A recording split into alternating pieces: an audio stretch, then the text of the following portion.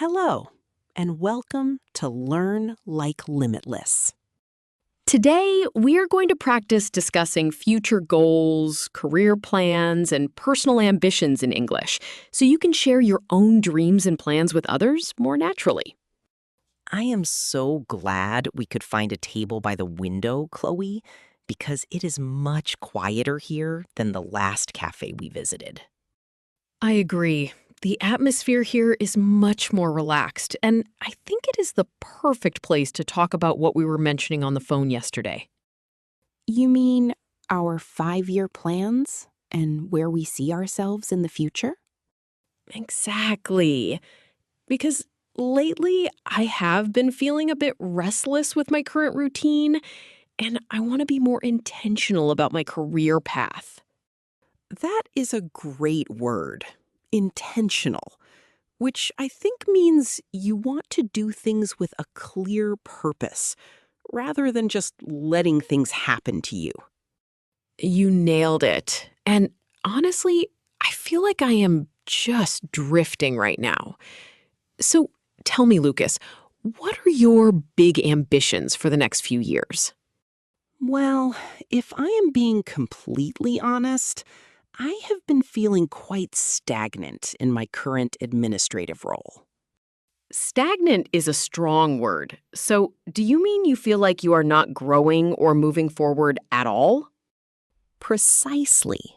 And I have realized that my true passion lies in digital design. So my main goal is to transition into a creative role within the next 2 years.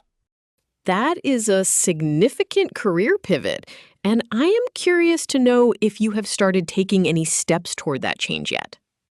I have started a few online courses in the evenings, but it is difficult to find the energy after a full day of work, though I know it is necessary to build a portfolio. Building a portfolio is such a smart move because it shows potential employers exactly what you are capable of doing. It is a bit overwhelming, though, because there are so many talented people out there, and sometimes I wonder if I have what it takes to compete. I think everyone feels that way sometimes, and we call that imposter syndrome, where you doubt your own skills even when you are doing a great job. I have heard that term before, and I definitely have a bit of that. But what about you, Chloe? Because you always seem so focused and driven. Uh, I might seem that way, but my goals are also shifting. As I've been working in marketing for a while now, and I really want to move into a leadership position. So, your ambition is to manage a team and take on more responsibility in your current company? Ideally, yes, but I actually applied for a senior role last month and I did not get it, which was a bit of a reality check for me. I am sorry to hear that. But do you think it was a temporary setback or a sign that you need to change your strategy?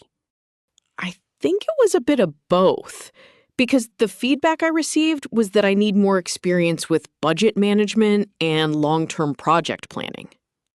That sounds like a clear roadmap of what you need to learn next, even if it feels disappointing right now. You're right. And it made me realize that my goal is not just about a title, but about gaining the skills to be a truly effective leader. That is a very mature perspective, and it reminds me that we often focus on the destination rather than the journey of getting there. Speaking of the journey, do you have a specific plan for how you will leave your current job and start your new career? My plan is to save enough money over the next 12 months to cover my expenses for half a year, which would give me a safety net. A safety net is a very wise idea, especially when you're moving into freelance work or a new industry where things might be uncertain at first. Once I have that financial cushion, I want to reduce my hours at my current job to part-time so I can focus more on my design projects. That sounds like a very calculated and realistic approach. But what is the biggest obstacle you think you will face? Honestly, it is my own fear of failure. Because if I leave my stable job and things do not work out, I am worried I will regret it. I understand that fear, but I also think there is a risk in staying where you are if you are unhappy, because you might regret not trying.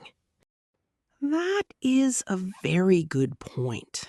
And I suppose I should look at it as an investment in my future happiness rather than just a risk. Exactly. And for me, my biggest challenge is finding the balance between being ambitious and not burning myself out. Burnout is a real concern, especially when you are trying to climb the corporate ladder and take on extra projects to prove yourself. I have realized that I cannot do everything at once. So I am trying to prioritize my personal health along with my career ambitions.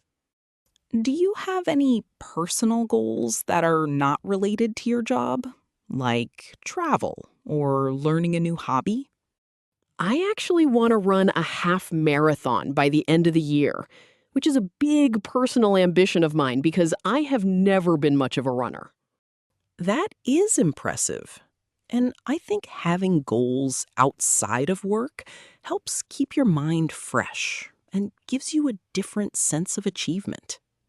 It does. And it teaches me discipline, which I can then apply to my career goals as well. I should probably set a physical goal too, because I spend way too much time sitting in front of a computer screen lately. Maybe we can help each other stay accountable by checking in every few weeks to see how our goals are progressing.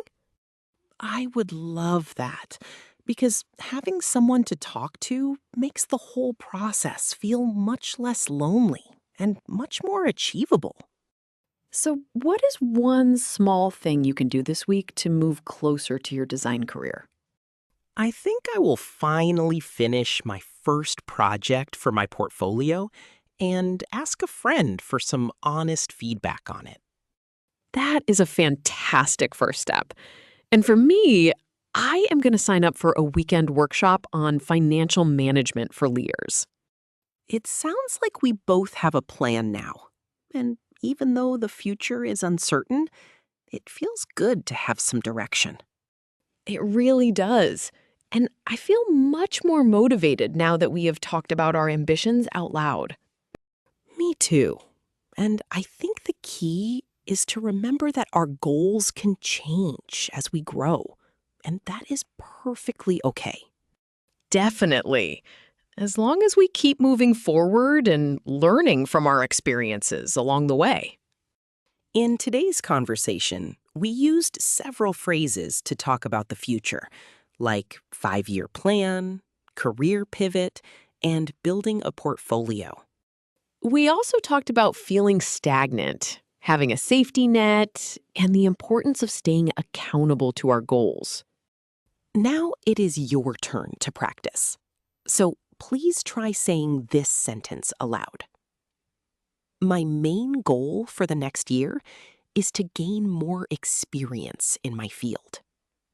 Thank you for listening, and we hope this conversation helps you feel more confident discussing your own dreams and plans in English.